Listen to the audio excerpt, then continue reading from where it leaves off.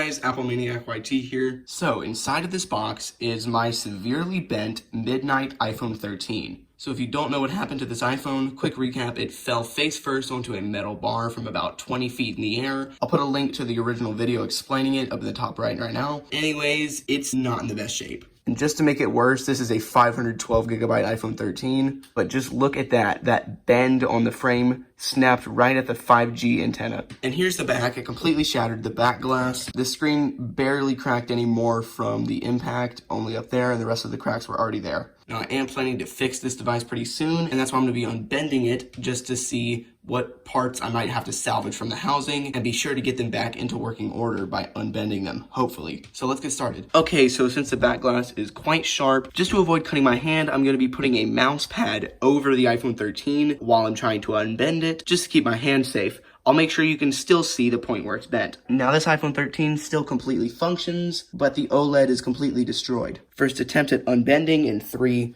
2, 1. That did not sound good, and it did not unbend. Okay, I'm now going to try again using my hands instead of the table. Same with the mouse pad so I don't cut my hands, and let's go ahead and start in 3, 2, 1.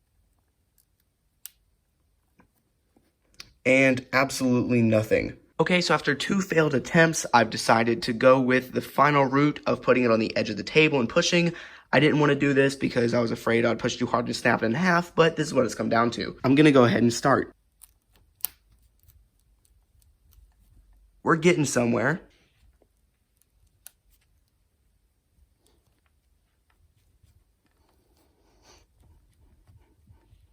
Okay, so I seem to have unbent it slightly, so that's really good. I'm going to try one last time and see if it gets it fully straight.